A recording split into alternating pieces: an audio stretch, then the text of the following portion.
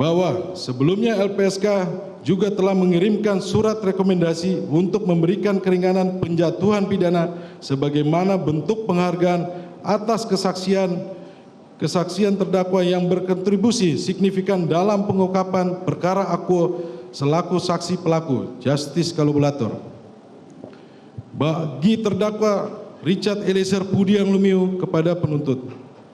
umum untuk dicantumkan dalam surat tuntutan yang pada intinya LPSK merekomendasikan agar terdakwa atas perannya sebagai saksi pelaku yang bekerja sama atau justice collaborator diberikan tuntutan hukuman yang paling ringan di antara pelaku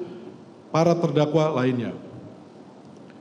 Bahwa penuntut umum dalam surat tuntutan tertanggal 18 Januari 2023 ternyata telah mengakui bahwa terdakwa Richard Eliezer Pudiang Lumiu merupakan saksi pelaku yang bekerja sama untuk mengungkap tindak pidana yang didakwakan. Bahkan penuntut umum begitu memuji kejujuran dan konsistensi terdakwa sebagai saksi pelaku yang bekerja sama dengan penegak hukum, di mana kejujuran dan konsistensi itu juga telah diuji dan dijustifikasi oleh LPSK sebagai lembaga negara yang resmi berdasarkan undang-undang dengan ditetapkannya terdakwa sebagai justice collaborator.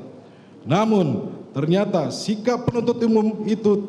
senyatanya tidak mencerminkan hal-hal tersebut, bahkan menuntut terdakwa Richard Eliezer Pudiang Lumiu dengan pidana 12 tahun penjara, sedangkan pelaku atau terdakwa lainnya yaitu Ricky Rizal Wibowo, Kuat Maruf, dan Putri Chandrawati malah dituntut jauh lebih rendah, yakni 8 tahun pidana penjara, sehingga menimbulkan presiden yang buruk bagi saksi pelaku yang bekerja sama atau justice collaborator di waktu yang akan datang dan siapapun yang bersedia berkata jujur untuk mengungkapkan suatu peristiwa pidana.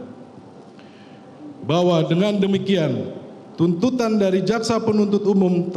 terhadap terdakwa Richard Eliezer Pudiang Lumiu yang dilandaskan pada standar operasional prosedur atau SOP penanganan perkara tindak pidana umum yang ternyata bukan merupakan peraturan atau regeling atau keputusan Weseking, senyatanya telah menegasikan prinsip hukum acara pidana yang bersifat terbatas, limitatif, dan memaksa imperatif yang harus diatur dalam peraturan setingkat undang-undang FIDE Pasal 24A ayat 5 Undang-Undang Dasar 1945 Inkasu Undang-Undang Pelindungan Saksi dan Korban, sehingga dalil penuntut umum tersebut patut untuk dikesampingkan.